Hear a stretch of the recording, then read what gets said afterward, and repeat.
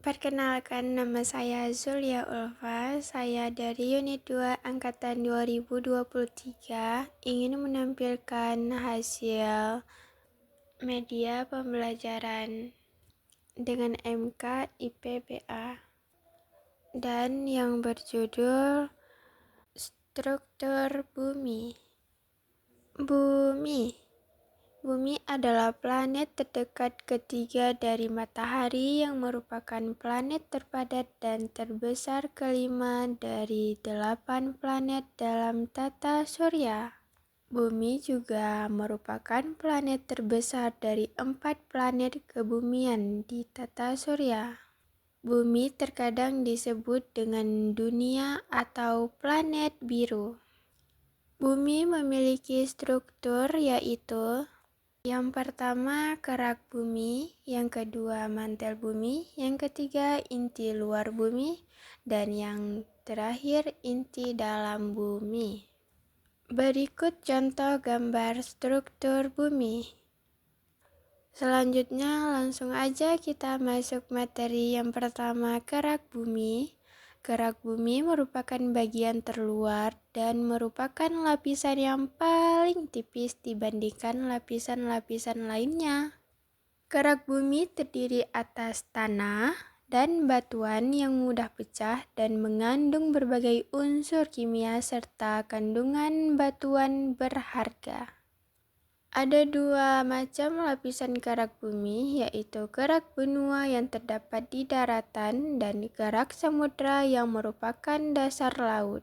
Ketebalan kerak benua antara 30 hingga 70 km, sedangkan kerak samudra 6-11 km. Nah, berikut gambar kerak benua dan kerak samudra. Selanjutnya, mantel bumi. Mantel bumi merupakan lapisan yang paling tebal, yaitu 2.900 km dan paling berat di antara lapisan lainnya. Mantel bumi terdiri dari 2 lapis, yaitu lapisan mantel luar dan mantel bawah atau dalam. Nah, perpaduan dari lapisan mantel luar dan kerak bumi membentuk litosfer.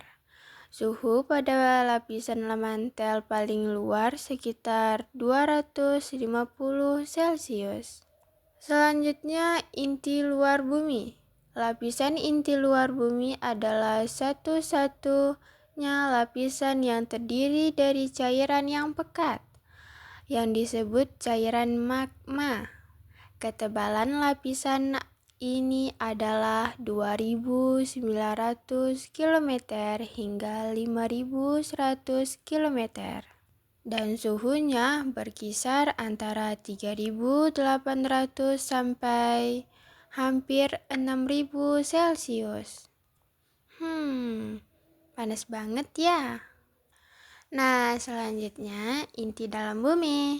Kalau inti luar bumi udah dianggap panas, inti dalam bumi jauh lebih panas. Lapisan inti dalam memiliki suhu tertinggi yaitu antara 5.000 hingga 7.000 Celcius. Ketebalannya antara 5.100 hingga 6.400 km. Nah, kalau bentuknya berupa padatan karena tekanan yang sangat tinggi, sehingga batuan yang terdapat pada lapisan ini tetap berada dalam bentuk padat.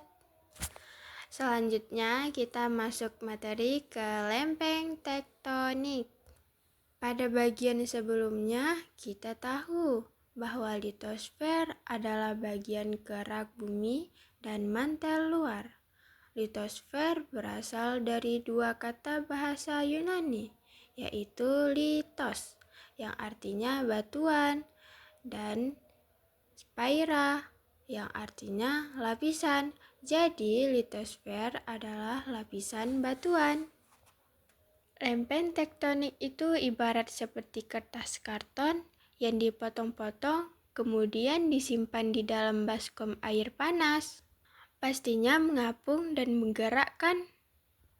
Nah, begitu juga dengan lempeng tektonik bumi. Namun perbedaannya Pergerakan lambat karena cairan pada lapisan inti luar bumi itu pekat daripada air biasa. Di bumi ini ada banyak lempeng. Kita bisa lihat pada gambar berikut ini. Nah, dari lempeng-lempeng tersebut ada sebuah teori nih dari Albert Wegener. Menurut Albert Wegener, berjuta-juta tahun yang lalu, Pangea terpecah untuk menjadi dua daratan besar. Daratan pertama yaitu Gondwana yang terdiri dari Australia, Antartika, Amerika Selatan, dan India. Daratan kedua yaitu Laurasia yang terdiri dari Amerika Utara, Eropa, dan sebagian besar negara Asia. Teori Wegener tersebut kemudian disebut sebagai teori tektonik lempeng. Terlihat dari yang awalnya hanya satu daratan, kemudian terpecah dan semakin menjauh.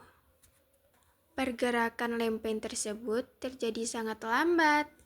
Waktunya kira-kira sama dengan kecepatan pertumbuhan kuku manusia loh, yaitu rata-rata 1 cm per tahun. Jadi, kalau kita gambarkan berdasarkan teori tersebut akan terlihat seperti ini. Nah, kita bisa lihat gambar di bawah ini dari Pangea hingga bumi hari ini. Nah, pergerakan lempeng itu ada 3 macam, yaitu pergerakan divergen atau saling menjauh, pergerakan konvergen atau saling bertumbukan, dan yang terakhir pergerakan transform atau saling berpapasan. Pergerakan lempeng terjadi karena adanya arus konveksi yang terjadi pada astenosfer. Astenosfer adalah lapisan yang berisi cairan pekat karena di dalamnya mengandung lelehan batuan yang letaknya tepat berada di bawah litosfer. Bila lempeng bergerak, maka sejumlah energi akan dilepaskan berupa gelombang seismik atau disebut dengan gempa bumi.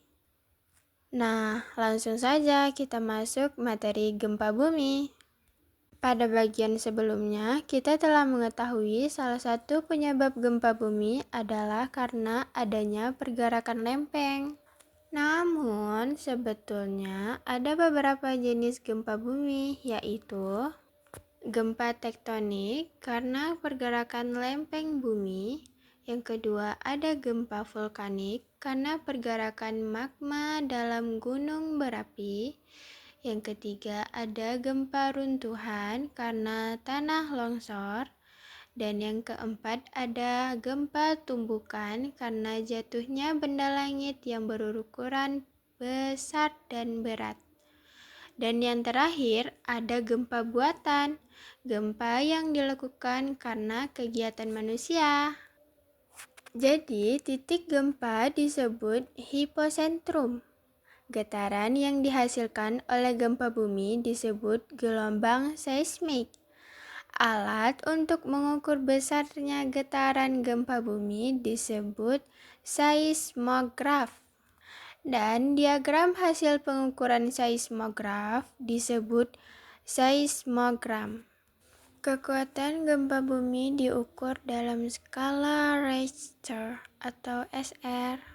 Namun, metode pengukuran dengan menggunakan skala Richter memiliki keterbatasan dalam hal frekuensi dan jarak, sehingga ada skala yang digunakan untuk mengukur gempa secara tepat adalah skala momen magnitudo atau M. Berikut ini ada tabel kekuatan gempa, kita bisa amati. Yang pertama ada 8. Kategorinya sangat besar, sehingga yang paling kecil adalah 3,9 atau yang paling rendah. Namanya gempa pasti menyebabkan bencana ya. seperti gempa susulan atau tsunami. Kemudian kita masuk kepada materi terakhir, yaitu gunung berapi. Indonesia masuk ke dalam wilayah cincin api atau dikenal dengan Ring of Fire. Tentu saja hal tersebut karena Indonesia memiliki banyak gunung berapi. Tahukah kalian bagian-bagian dari gunung berapi? Berikut ini adalah bagian-bagian dari gunung berapi. Kita bisa amati di gambar di bawah ini. Meskipun terdengar mengerikan karena Indonesia memiliki banyak gunung api, namun keberadaan gunung berapi tersebut memiliki manfaat antara lain. Yang pertama, banyak sumber mineral dalam bentuk batuan, biji logam yang terletak pada batas lempeng. Yang kedua, banyak sumber energi berupa minyak bumi. Yang ketiga, terdapat sumber energi alternatif yaitu energi geothermal. Dan yang terakhir, material yang dikeluarkan oleh gunung berapi dapat menyuburkan tanah. Nah, jadi sekian dari video materi saya. Assalamualaikum warahmatullahi wabarakatuh. Terima kasih.